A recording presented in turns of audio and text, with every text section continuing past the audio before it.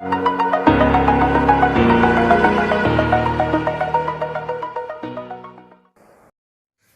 friends and students, welcome back in sociology class, and in this video we'll discuss last topics of lesson 1. So watch and listen to this video from beginning till the end so that you can understand the rest of the topics of lesson 1, which is a tribal society.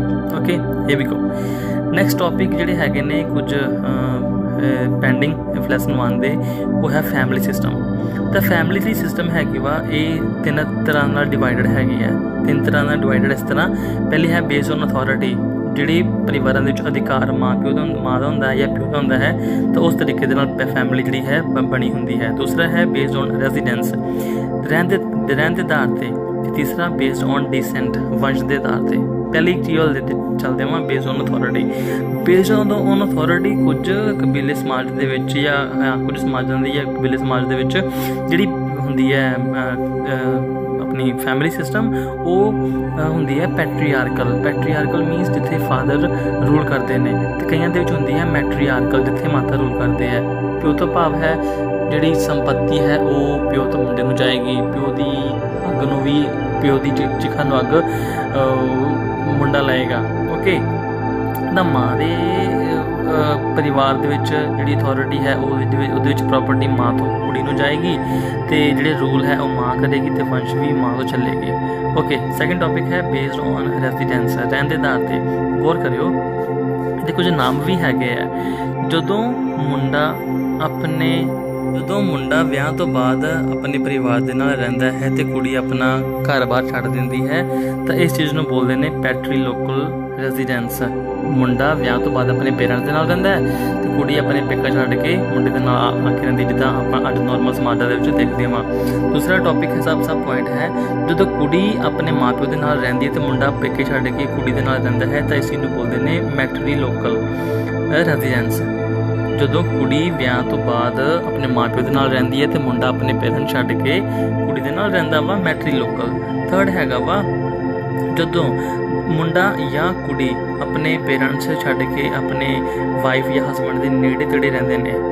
ਮੁੰਡਾ ਜਾਂ ਕੁੜੀ ਦੋਨਾਂ ਦੇ ਵਿੱਚੋਂ ਕੋਈ ਵੀ ਮੁੰਡਾ ਜਾਂ ਕੁੜੀ ਆਪਣੇ ਪੇਰੈਂਟਸ ਵਿਆਹ ਤੋਂ ਬਾਅਦ ਪੇਰੈਂਟਸ ਦੇ ਮੰਨ ਲਓ ਕੁੜੀ ਹੈ ਹਸਬੈਂਡ ਦੇ ਪੇਰੈਂਟਸ ਦੇ ਘਰ ਦੇ ਨੇੜੇ, ਜਾਂ ਮੁੰਡਾ ਹੈ ਉਹ ਆਪਣੀ ਵਾਈਫ ਦੇ ਪੇਰੈਂਟਸ ਦੇ ਘਰ ਦੇ ਨੇੜੇ ਰਹਿੰਦੇ ਨੇ, ਤਾਂ ਇਸ ਨੂੰ ਬੋਲਦੇ ਨੇ ਬਾਏ ਲੋਕਲ। ਨਾ ਉਹ ਜਾਂ ਉਹਨਾਂ ਦੀ ਕੁੜੀ ਦੇ ਨੇੜੇ ਹੋਣਗੇ ਜਾਂ ਮੁੰਡੇ ਦੇ ਨੇੜੇ ਹੋਣਗੇ, ਸੋ ਇਹ ਬਾਏ ਲੋਕਲ।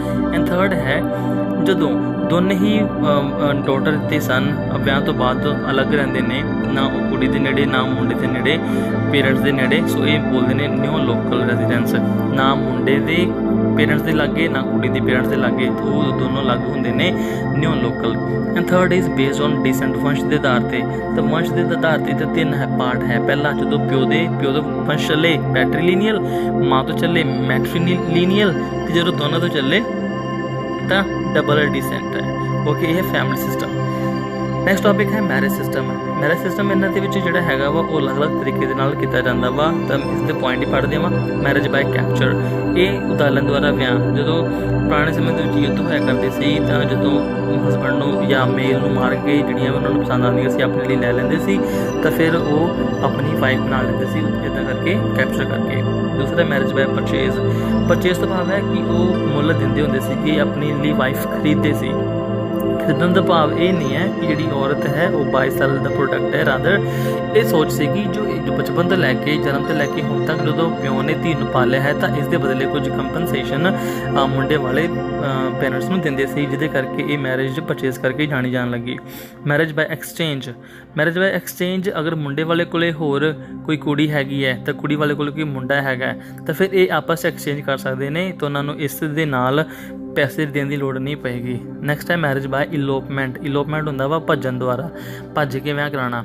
ਦੇ ਸਮਾਜ ਵੀ ਆਪਾਂ ਦੇਖਦੇ ਹਾਂ ਜਿਹਨੂੰ ਲਵ ਮੈਰਿਜ ਵੀ ਕਹਿੰਦੇ ਆ। ਅਗਰ ਪੇਰੈਂਟਸ ਰਾਜੀ ਨਹੀਂ ਹੁੰਦੇ ਤਾਂ ਭੱਜ ਕੇ ਵਿਆਹ ਕਰਵਾ ਲੈਂਦੇ ਨੇ। ਮੈਰਿਜ ਬਾਏ ਸਰਵਿਸ ਭਾਵ ਹੈ ਕਿ ਮੁੰਡਾ ਅਗਰ ਪੈਸੇ ਨਹੀਂ ਦੇ ਸਕਦਾ ਤਾਂ ਕੁਝ ਸਮੇਂ ਦੇ ਲਈ ਆਪਣੇ ਸਹੁਰੇ ਦੇ ਘਰ ਜਾ ਕੇ ਉਹ ਵਿਆਹ ਤੋਂ ਪਹਿਲੇ ਕੰਮ ਕਰੇਗਾ, ਜਦੋਂ ਪੇਮੈਂਟ ਪੂਰੀ ਹੋ ਜਾਏਗੀ ਤਾਂ ਉਸ ਤੋਂ ਬਾਅਦ ਵਿਆਹ ਕਰਵਾ ਲੈਣਗੇ।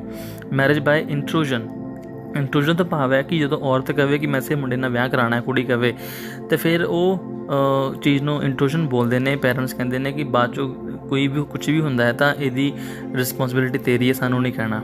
Okay, marriage by trial. Trial ਤੋਂ ਭਾਵ ਹੈ ਇਹ ਬੰਦੇ ਨੂੰ ਕੋਈ ਮੌਕਾ ਮਿਲਦਾ ਵਾ ਕਿ ਉਹ ਆਪਣੇ ਆਪ ਨੂੰ ਪ੍ਰੂਵ ਕਰੇ ਕਿ ਉਹ ਹੋਣ ਵਾਲੀ ਵਾਈਫ ਦੇ ਲਈ ਉਹ ਸਿਕਿਉਰ ਕਰ ਸਕਦਾ ਵਾ, ਬਹਾਦਰ ਹੈਗਾ ਵਾ। ਜੇਕਰ ਉਹ ਪ੍ਰੂਵ ਹੋ ਜਾਂਦਾ ਵਾ ਤਾਂ ਵਿਆਹ ਕਰ ਦਿੱਤਾ ਜਾਂਦਾ ਸੀ, ਨਹੀਂ ਤਾਂ ਉਹ ਮਨਾ ਕਰ ਦਿੰਦੇ ਸੀ। Marriage by mutual consent. Mutual consent ਤੋਂ ਭਾਵ ਹੈ ਕਿ ਪੇਰੈਂਟਸ ਮੁੰਡੇ ਦੇ ਵੀ ਅਤੇ ਕੁੜੀ ਦੇ ਵੀ ਰਾਜੀ ਹੁੰਦੇ ਨੇ ਤਾਂ ਰਾਜ਼ੀ ਵਿਆਹ ਕਰ ਦਿੰਦੇ ਨੇ, ਜਿਹਨੂੰ ਮਿਊਚੁਅਲ ਕਹਿੰਦੇ ਨੇ। ਅੱਜ ਦੇ ਹਿਸਾਬ ਨਾਲ ਆਪਾਂ ਅਰੇਂਜ ਮੈਰਿਜ ਕਰ ਦਿੰਦੇ ਹਾਂ। Marriage bye probation. ਪ੍ਰੋਬੇਸ਼ਨ ਤੋਂ ਭਾਵ ਹੈ ਪਰਖ। ਇਸ ਤਰੀਕੇ ਦੇ ਨਾਲ ਮੁੰਡੇ ਨੂੰ ਕੁਝ ਦਿਨਾਂ ਦੇ ਲਈ ਕੁੜੀ ਦੇ ਘਰ ਰੱਖਿਆ ਜਾਂਦਾ ਹੈ ਤਾਂ ਉਹਨਾਂ ਨੂੰ ਇਕੱਲੇ ਛੱਡ ਦਿੱਤਾ ਜਾਂਦਾ ਵਾ ਕਿ ਇੱਕ ਦੂਸਰੇ ਨੂੰ ਸਮਝ ਲੈਣ।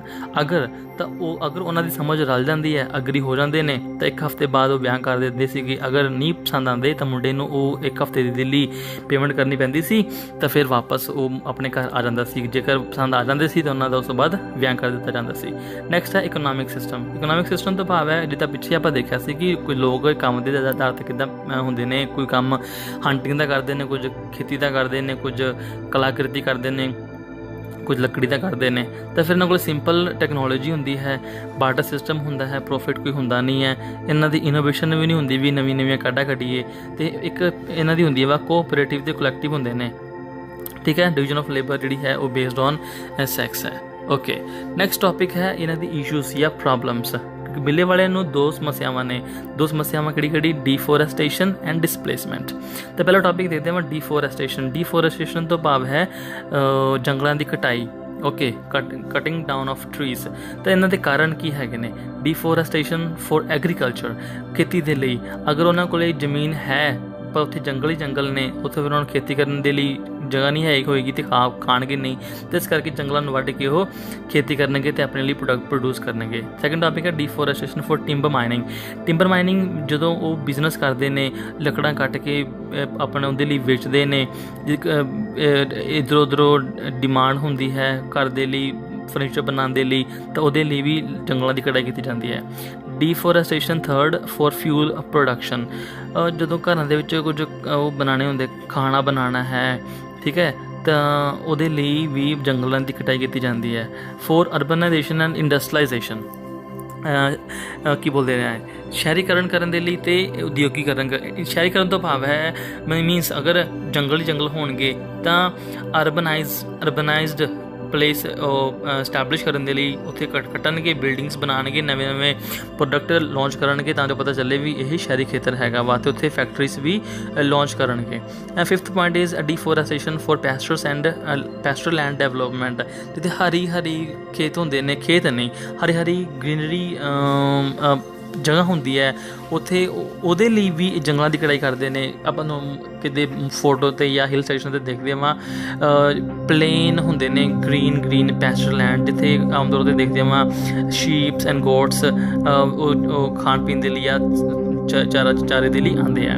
Number 6 is for paper and pulp industries. ਆਪਾਂ ਲੱਕੜੀ ਤੋਂ ਕਾਗਜ਼ ਬਣਦਾ ਹੈ ਤਾਂ ਉਹਦੇ ਲਈ ਵੀ ਉਹ ਕਰਦੇ ਨੇ ਕਿ ਜੰਗਲਾਂ ਦੀ ਕਟਾਈ ਕਰ ਦਿੰਦੇ ਆ। ਅਗਰ ਹੋਰ ਵੀ ਕੰਮ ਹੁੰਦਾ ਵਾ ਜਿਹਦੇ ਕਰਕੇ ਮੈਡੀਸਨ ਬਣਦੀ ਹੈ, ਕੁਝ ਦਵਾਈਆਂ, ਕੁਝ ਫਰੂਟ ਵਗੈਰਾ, ਤਾਂ ਉਹ ਵੀ ਦਰਖਤਾਂ ਤੋਂ ਪ੍ਰਾਪਤ ਕਰਦੇ ਨੇ। And last is deforestation for commercial loggings. Commercial export import ਕਰਨ ਦੇ ਲਈ ਉੱਥੇ ਜੰਗਲਾਂ ਦੀ ਕਟਾਈ ਕੀਤੀ ਜਾਂਦੀ ਹੈ। ਸੈਕਿੰਡ ਟੌਪਿਕ ਹੈ ਡਿਸਪਲੇਸਮੈਂਟ ਤੋਂ ਭਾਵ ਹੈ ਕਿ ਵਿਅਕਤੀ ਨੂੰ ਇੱਕ ਜਗ੍ਹਾ ਤੋਂ ਉਖੜਾ ਕੇ ਉਹਨਾਂ ਨੂੰ ਅਪਰੂਟਿੰਗ ਕਰਨਾ, ਭੇਜ ਦੇਣਾ ਵੀ ਇੱਕ ਜਗ੍ਹਾ ਤੋਂ ਦੂਜੀ ਜਗ੍ਹਾ ਦੇ ਉੱਪਰ।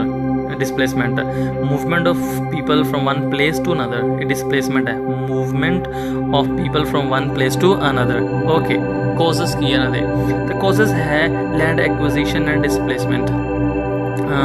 हुण जेकर किसी ने कोई फैक्ट्रीज कोई काम करना, उत्थे वसदे लोगों को उठा उठा दिता जाता वा किसी होर जगह दे लई, उत्थे फिर वो लैंड अपने लिए इस्तेमाल कर लेंदे ने। Second, dam constructions and displacement. Dam बनाने के लिए लोग रहिंदे होणगे, उत्थों उन्हां नूं उठा दिता जाएगा तो उत्थे डैम बना दिता जाएगा। माइनिंग एंड डिसप्लेसमेंट, तो रहिंदे लोगों नूं उठा उत्थों उठा के उत्थे माइनिंग करनगे, खोदा करनगे, उन्होंने लगेगा कि असीं इत्थों कुछ ना कुछ प्राप्त कर लीए। तो ये रीजन सीगे डिसप्लेसमेंट के लिए। ओके, लास्ट टॉपिक है changes in tribal society. Changes मीनस बदलाव की आ रहे हैं। हुण जिवें जिवें टाइम बदल रहा वा उवें उवें लोग भी बदल रहे हैं, तो इन्हां लोगों के विचकार भी चेंजेस आ रहे हैं। They do have changes in their lifes, so from the primitive they have become modern, so there are lots of changes that occurred in a tribal society. So first है social stratification ਆਪਾਂ already ਪਿੱਛੇ ਦੇਖਿਆ ਵਾ difference, okay, division। ਤਾਂ ਇਹ ਲੋਕ ਜਿਸ ਤਰ੍ਹਾਂ ਪਿਛਲੇ ਸਮੇਂ 'ਚ ਰਹਿ ਰਹੇ ਸੀਗੇ, ਇਹ ਟੋਟਲੀ ਅੱਗੇ ਆ ਕੇ ਚੇਂਜ ਹੋ ਕੇ ਇਹਨਾਂ ਦੇ ਖਾਣਾ ਰਹਿਣਾ ਘਰ-ਬਾਰ ਟੋਟਲੀ ਚੇਂਜ ਹੋ ਗਿਆ ਸੀ। ਸੈਕਿੰਡ, ਨੋਨ ਐਗਰੀਕਲਚਰਲ ਆਕੂਪੇਸ਼ਨ, ਕਿੱਥੇ ਲੋਕ ਖੇਤੀ ਕਰਿਆ ਕਰਦੇ ਸੀਗੇ ਤੇ ਅੱਗੇ ਬਾਅਦ ਦੇ ਵਿੱਚ ਲੋਕਾਂ ਨੇ ਆਪਣੇ ਸਕਿੱਲ ਦੇ हिसाब नाल वो काम करना शुरू कर दिता गया। माइग्रेशन, तो माइग्रेशन का भाव है एक जगह तो दूसरी जगह जाना, वन प्लेस टू अनदर। तो लोग जिथे पुराने एरिए रह रहे थे, तो ये लोग पिंड शहरों मूव होना शुरू हो गए। इकोनॉमिक सिस्टम, जिथे इन्हों का सबसिस्टेंस इकोनॉमी से, जिन्होंने आप बार्टर सिस्टम भी कहते थे, तो अगे जाके फिर इन्होंने होर भी काम करना शुरू कर दिते, जिथे इन्होंने प्रॉफिट मिलना शुरू हो गया। ओके, चेंज आ गया। पोलिटिकल सिस्टम, जिथे इन्हों की अपनी लीडर सी, उत्थे आप भी हर व्यक्ति पार्ट बनन लग गया, हर व्यक्ति मैंबर बनन लग गए लॉ का, तो उन्होंने अपने आप को लीडरशिप के अगे लैना शुरू कर दिता। लोकल टू ग्लोबल प्लेस, तो जिथे जिथे लोग पछड़े हुए थे, इन्हों की पहचान सिर्फ अपने तक ही सीमित सी, तो ये लोग वर्ल्ड लेवल तक जानना शुरू हो गए, तो ये लोग अननोन टू नोन तक हो गए। तो इन्होंने लोगों बारे पहचान आ गई, जो तो कॉन्स्टिट्यूशन ने दी सी भी ये लोग शेड्यूल ट्राइब ने, तो फिर इन्हों की पहचान होने लग गई, तो कबीले लोगों को अज भी लोग जानते हैं। So this was a brief lesson और brief topic about tribal society. अगर किसी को नहीं समझ आई तो 3 वीडियो है इस लेसन के लिए, तो स्लोली एंड साइमल्टेनियसली ही और she can watch, and if don't understand can ask me. Thank you.